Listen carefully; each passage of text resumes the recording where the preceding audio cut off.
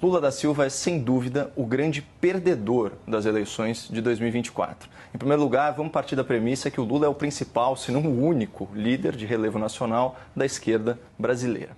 Pois bem, um estudo do INCT sobre representação e legitimidade democrática, repercutido pelo Grupo Globo, constatou que em 3.394 cidades do Brasil, a direita é hegemônica nas câmaras municipais. Ou seja, políticos mais à direita ocupam mais de 80% das cadeiras de vereador.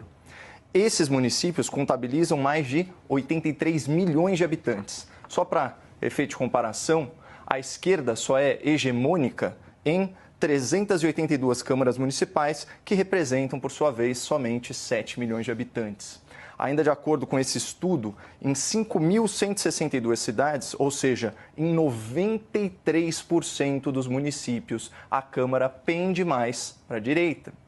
Em outras palavras, a esquerda foi derrotada em 2024 porque o brasileiro está se descobrindo como um povo conservador, que preza pela lei, pela ordem, pela justiça, pela liberdade. A esquerda que defende a censura perdeu essa eleição. A esquerda que defende benefícios para criminosos perdeu essa eleição. A esquerda que defende a legalização das drogas e do jogo perdeu essa eleição. A esquerda que defende o aborto por conveniência perdeu essa eleição. A esquerda que defende os altos impostos e esbanja dinheiro público perdeu essa eleição. E a esquerda que hostiliza o nosso agro, hostiliza a nossa polícia e hostiliza os nossos empreendedores, perdeu a eleição. E o caso mais ilustrativo dessa grande derrota da esquerda socialista, da esquerda progressista, aconteceu aqui na minha cidade.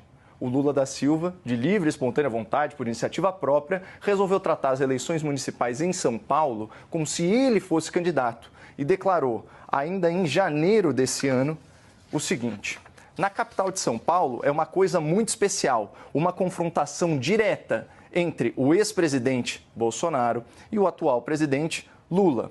É entre eu e a figura. Aí a audiência me perdoe o erro de português, mas é que eu estou citando Lula entre aspas. Um dos slogans da campanha petista, publicado reiteradamente nas redes oficiais do PT, era esse aqui: Lula é Boulos e Boulos é Lula. O petista se empenhou tanto para eleger o seu pupilo que ele queimou a largada. Manchete do G1, junho de 2024. Justiça Eleitoral condena Lula e Boulos por propaganda antecipada em ato do 1º de maio em São Paulo. Naquela ocasião, o Lula pediu votos para o Boulos, alegando que ele estava disputando uma verdadeira guerra aqui em São Paulo contra o nosso adversário nacional. Portanto, foi o Lula quem primeiro nacionalizou a disputa política, polarizou o debate público e incitou a animosidade que deu tom à campanha. E o esforço do Lula veio acompanhado aí de números superlativos.